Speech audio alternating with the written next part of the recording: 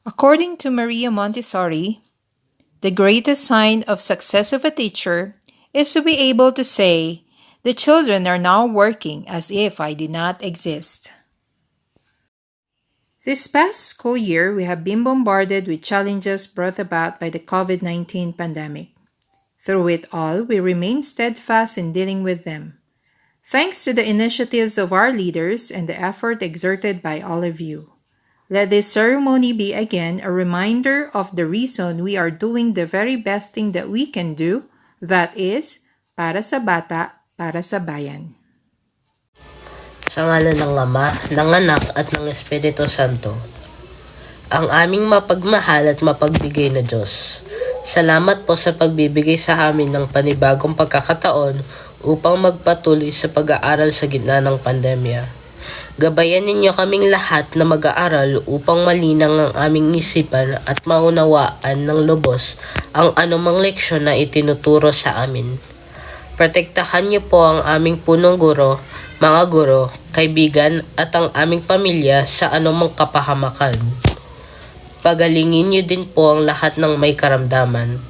Patawarin niyo po ang lahat ng aming nagawang pagkakasala at pagkukulang. Maraming salamat po sa iyong walang katumbas na pagmamahal, sa iyong kapurihan at kabanalan. Sa pangalan ni Jesus, Amen.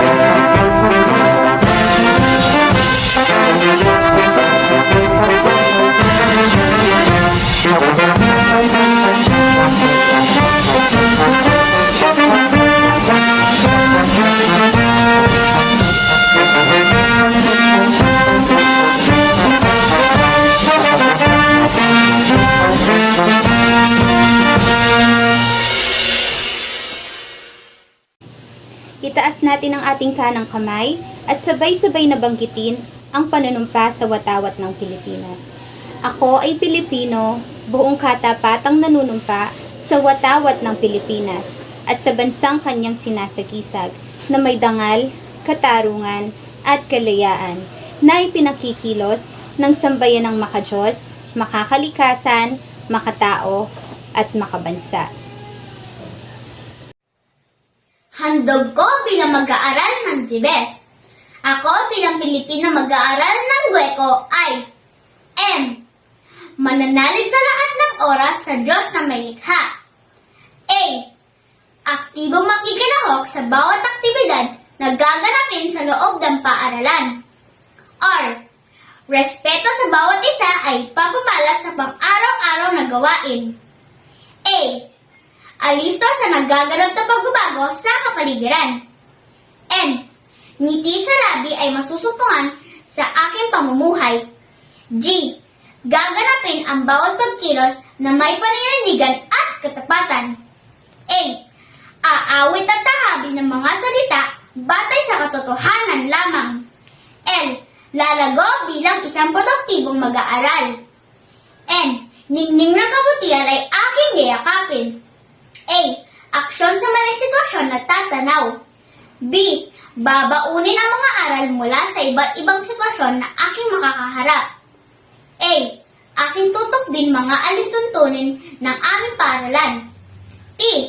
Titindig na may pagmamalaki aray sa bansang aking pinagmulan. A. At mag-aaral na mabuti para sa magandang kinabukasan. Marangal na bata! Handog ko bilang guro sa bayan. Ako bilang guro ay mabuting guro. M. Mananalig sa Diyos sa lahat ng pagkakataon. A. Aktibong magtuturo at kakalinga sa aking mga mag-aaral. B. Buong katapatang maglilingkod sa pamayanan at bansang Pilipinas. U. Umiiwas sa mga gawaing makakasira sa aking dangal at pagkatao. T. tutupad sa mga patakaran at alituntunin sa aking propesyon. I. Iingat at magmamalasakit sa kalikasan at kapaligiran. N. Nagbabayad ng tamang buwis sa gobyerno. G. Gumagamit ng wasto sa mga kagamitan ng paaralan. G. Gumagalang sa otoridad at batas ng pamahalaan. U. Umuunlad sa pamumuhay sa malinis na pamamaraan. R. Respetado at marangal sa pananalita, kilos at gawa. O. Okay na okay sa pagsuot ng tamang uniforme. Sa aking pagsasabuhay sa mga pagpapahalagang ito nakasalalay ang paghubog ko sa pagkatao ng aking mga mag-aaral. Mabuting guro. Panunumpa ng kawani ng gobyerno. Ako'y kawani ng gobyerno.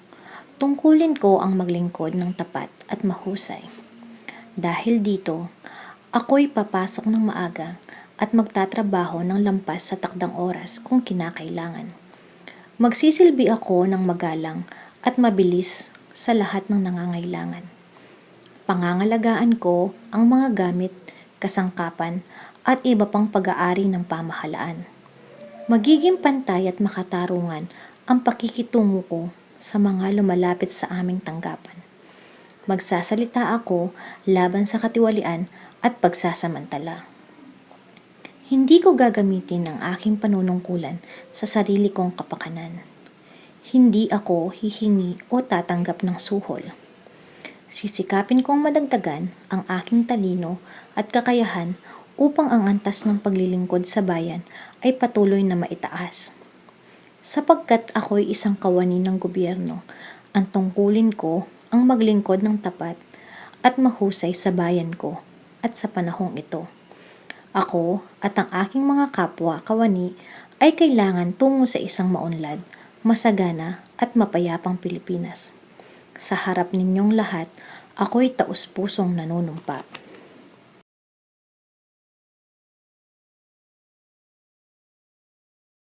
The DepEd Vision. We dream of Filipinos who passionately love their country and whose values and competencies enable them to realize their full potential and contribute meaningfully to building the nation. As a learner-centered public institution, the Department of Education continuously improves itself to better serve its stakeholders. The DepEd mission: to protect and promote the right of every Filipino to quality, equitable, culture-based, and complete basic education where students learn in a child-friendly, gender-sensitive, safe, and motivating environment. Teachers facilitate learning and constantly nurture every learner. Administrators and staff, as stewards of the institution, ensure an enabling and supportive environment for effective learning to happen. Family, community, and other stakeholders are actively engaged and share responsibility for developing lifelong learners.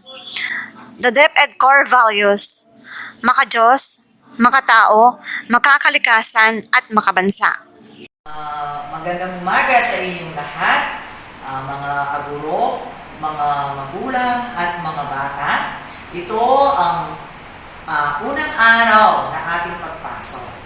Ang GBES o ang Gueco Balibago Elementary School ay sumusunod sa IATF Health Protocol. Ito ang mga paalala na dapat nating sundin. Okay.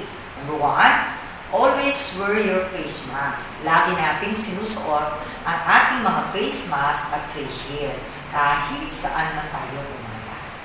Pangalawa, maintain social distancing. Okay. Panatilihin natin ang 2 metrong distansya sa bawat isa. Okay. Pangatlo, always wash your hand. Palaging maghugas ng kamay. Pang-apat, avoid touching your eyes, nose, and mouth. Iwasan natin hawakan ang ating ilong, ang ating mga mata, at ating bibig.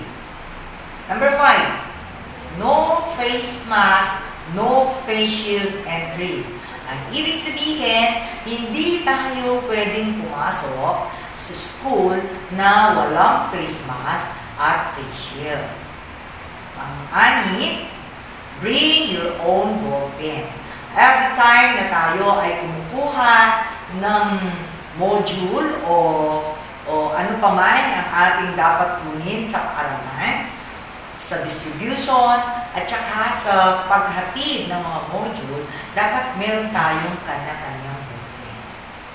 Okay? Again, good morning and God bless us. Isang masaya at mapagpalang taon ng ating pag-aaral. Ako po ay lubos na nagagalak dahil sa wakas matutuloy na ulit ang pag-aaral ng ating mga anak dito sa ating mababang paaralan ng Gueco, Balibago. Masayang pagbati sa ating mga mag-aaral, mga kapwa ko guro, mga magulang, at ganon din naman sa ating mga lokal na pamahalaan at sa ating punong barangay sa walang sawa nilang pagtulong sa ating pagpaaralan. Sana maging masaya kayo mga mahal naming mag-aaral at alam ko natanggap na ninyo ang inyong mga learning activity sheets, ang mga tulong na school supplies mula sa mga iba't ibang stakeholders natin para sa mga nangangailangan, ang mga tablet at pocket wifi na kaloob ng ating mabait na mayor para sa mga intermediate level naman. Ulit po, masayang pagbati sa ating mga mag-aaral. Pagpalain po tayo ng puong may kapal sa buong taon ng ating pag-aaral. I would like also to introduce our most committed DepEd officials in our school's Division Office, Angeles City, headed by Dr. Maria Iralyn P. Tamayo, our school's Division Superintendent, Dr. Fernandina P. Ochenko, our Assistant Schools Division Superintendent, and Sir Erickson Cabrera, our incoming Public Schools District Supervisor for Cluster 6 schools, who are always there in giving exemplary services to achieve the best education of our learners in our city. Kami po ay taus-pusong nagpapasalamat po sa inyong lahat.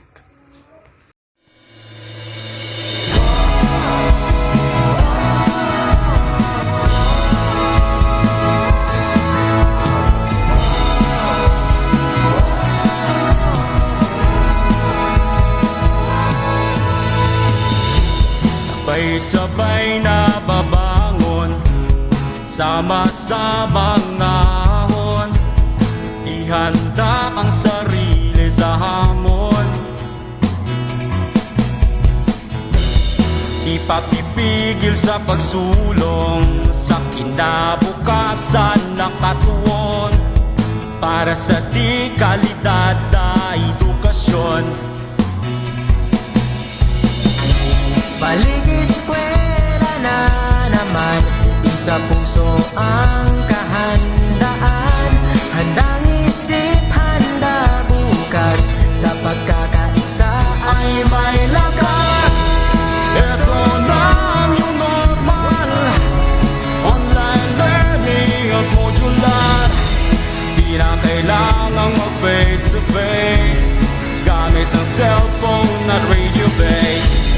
Yakapin na ang pagbabago, pahirapan, kaya natin to.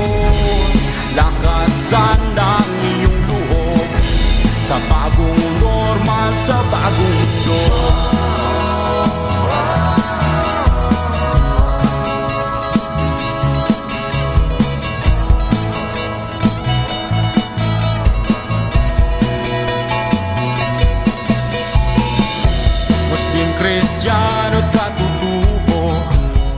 isang hanggarin saan patungo. Ipagpatuloy pag-aaral mo, tagumpay ay naghihintay sa'yo. Balik eskwela na naman, sa puso ang kahandaan. Handang isip, handa bukas, sa pagkakaisa ay may lakas. Ito na ang new normal, online learning at modular. Di na kailangang mag-face to face, gamit ng cellphone at radio base. Yakapin na ang pagbabago, pahirapan kaya natin to. Lakasan ng iyong loob, sa bagong normal, sa bagong mundo. Isang alang-alang natin ang ating kaligtasan, sa bawat oras at panahon, magpakailanman. Hangat palagi ng ating paaralan, ang matuto, gayon din maging ligtas ang kabataan. Tayo ay magkaisa, halina't sama-sama, kasali lahat, kasama lahat, para sa lahat. Pilipinas, maghanda ka na, balik eskwela na, tara. Tayong lahat, sabay-sabay, pagkakaisa ay may lakas. Ito na ang new normal, online learning at modular. Di na kailangang mag-face to face, gamit ng cellphone at radio base. Yakapin na ang pagbabago, pahirapan kaya natin to. Lakasan ng iyong loob, sa bagong normal, sa bagong mundo. Sa bagong normal, sa bagong mundo. Sa bagong normal, sa bagong mundo.